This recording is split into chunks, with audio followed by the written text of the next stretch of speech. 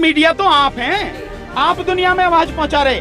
भाई हम तो सोशल मीडिया को सर झुका के नमन करते हैं। भैया आपकी वजह से ये आंदोलन पूरी दुनिया में पहुंच रहे, नहीं तो गोदी मीडिया तो उन्हीं की गोदी में बैठा, वो तो उन्हीं की गुलामी कर रहा। वो तो शाहीन बाग भी बहुत अच्छा आंदोलन था, हक की लड़ाई का था। ये आंदोलन भी उससे कहीं ज्यादा मजबूत और बड़ा है, और हक की लड़ाई का, देश को बचाने का, देश की जनता को बचाने। सरकार की खुली छूट अंबानी अडानी को है, और उन्होंने कह रखा है कि तुम्हें जो करना हो, जो गुंडागर्दी तुम कर सकते हो, जो किसानों की जमीन को हड़प सकते हो तुम हड़प लो, क्योंकि हम तुम्हारे साथ में खड़े हैं। अन्यथा कैसे हो जाएगा? सरकार लूटना चाहती है, बर्बाद करना चाहती है, और मोदी जी गुलाम बनके इस सारे देश को अंबानी और अडानी की चौखट पर गिरवी रखना चाहते हैं। ये आंदोलन जब तक इस सरकार ये वापस नहीं लेती कानून, तब तक ये आंदोलन बंद होने वाला नहीं है। ये सरकार या तो कानून वापस लेगी, नहीं तो सरकार उखाड़कर फेंक दी जाएगी। शाहीन बाग बनाम इस आंदोलन कहा जा रहा है, क्या कुछ कहेंगे? शाहीन बाग भी बहुत अच्छा आंदोलन था, हक की लड़ाई का था। ये आंदोलन भी उससे कहीं ज्यादा मजबूत और बड़ा है, और हक की लड़ाई का, देश को बचाने का, देश की जनता को बचाने। लेकिन माओवादी, कम्युनिस्टवादी, जिहादवादी, सरकार की नजर में सबको ही वही है, प्रदर्शन करने वाला करने वाले के कहने से क्या होता है मैडम? सरकार की नजर में सबको ही वही है, प्रदर्शन करने वाला करने वाले के कहने से क्या होता है मैडम? सरकार के कहने से क्या होता है? ये किसानों का आंदोलन है, और मुद्दा यहाँ एक ही है, तीनों कृषि कानून जो आपने बनाए हैं वापस लो। लेकिन सरकार संशोधन, एमएसपी को कानून बनाओ, यही मुद्दा है, और कोई मुद्दा नहीं। एमएसपी पर सरकार मान चुकी, हम कानून बनाएंगे। जब मैं ऐसे समझाता हूँ, समझ में आनी चाहिए, जो एग्रीमेंट वाला एक्ट है, उस एक्ट के तहत धारा 3 यानी सेक्शन 3 में ये कहा गया है कि किसान का और व्यापारी का जो एग्रीमेंट होगा, उस एग्रीमेंट में जो फसल है वो किस स्टैंडर्ड की होगी, किस क्वालिटी की होगी, किस ग्रेड की होगी, ये लिखा जाएगा। उसी में ये लिखा जाएगा इसका प्राइस क्या होगा, यानी उसकी कीमत क्या होगी, और उसी में लिखा जाएगा कि जो सर्विस प्रोवाइडर है, यानी जो व्यापारी है, वो किसान को ये सारी चीज़ें भी उपलब्ध कराएगा। क्या? उसका बीज, खाद, पेस्टिसाइड, तकनीक, जो सारे उसमें इस्तेमाल होने वाले उसके यंत्र हैं वो, और लीगल अगर उसको सलाह चाहिए, वो सारी चीज़ वो प्रोवाइड कराएगा। ये सारी चीज़ें उसमें लिख जाएंगे।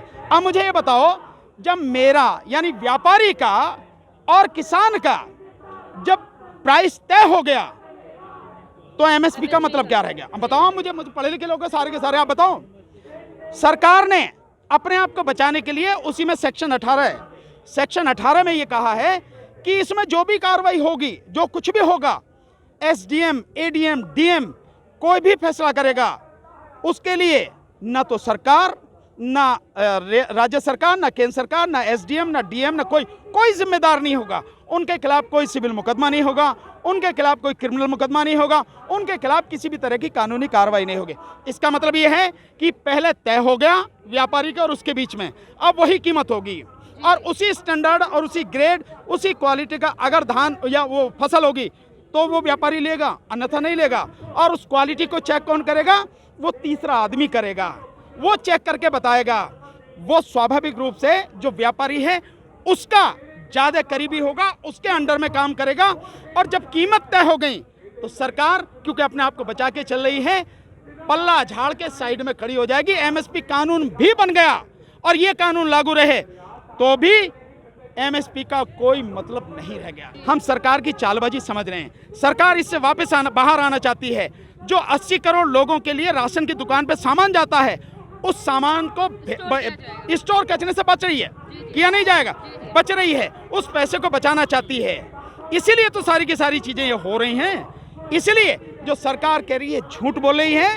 देश का किसान, देश का प्रत्येक व्यक्ति इस बात को समझ। सर, कुछ वीडियो सोशल मीडिया पर वायरल है जिसमें ये दिखाया गया है कि ये कानून जो है बेशक 27 दिसंबर को माननीय राष्ट्रपति ने पारित किया है, लेकिन 2 साल पहले से ही सोनीपत और ये नौलथा जो गांव है आपका हरियाणा और यहाँ सोनीपत में, यहाँ पर अडानी और अंबानी ने पूरा प्री प्लान कर रखा है और 2 साल से चल रहा है। देखिए, इसका मतलब ये है कि सरकार की खुली छूट अंबानी और अडानी को है, और उन्होंने कह रखा है कि तुम्हें जो करना हो, जो गुंडागर्दी तुम कर सकते हो, जो किसानों की जमीन को हड़प सकते हो तुम हड़प लो, क्योंकि हम तुम्हारे साथ में खड़े हैं।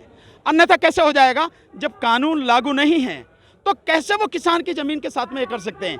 मेरी नॉलेज में भी ये सारी चीज़ें आ रही हैं कि कई मतलब हज़ारों एकड़ ज़मीन पंजाब में कई जगह इस तरह की रेलवे के नाम पर। तो इसका मतलब ये है कि सरकार पहले से ही उद्योगपतियों के लिए सारे काम करने को तैयार है, उनको पूरी सपोर्ट कर रही है।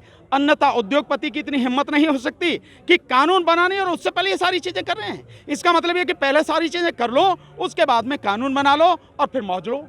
इससे बड़ा देश के साथ में धोखा और क्या होगा?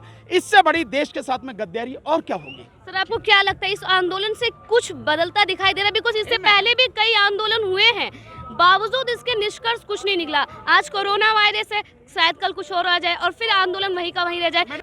आंदोलन फेल होते रहे हैं, मैं मानता हूँ। ये आंदोलन वो नहीं है। ये आंदोलन बहुत गहरी जड़ें इसकी इस आंदोलन की हैं जमीन में।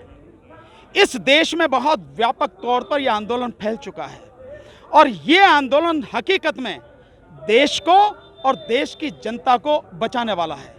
यहाँ किसान अपनी लड़ाई नहीं लड़ रहा, यहाँ किसान इस देश को बचाने की लड़ाई लड़ रहा है। इसलिए ये आंदोलन जब तक इस सरकार ये वापस नहीं लेती कानून, तब तक ये आंदोलन बंद होने वाला नहीं है। ये सरकार या तो कानून वापस लेगी, नहीं तो सरकार उखाड़ कर फेंक दी जाएगी। ये बात आप समझ लें और मोदी जी को भी समझ लेनी चाहिए। यहाँ जो भी लोग आए हैं अपनी जिंदगी दांव पर लगा कर आए हैं।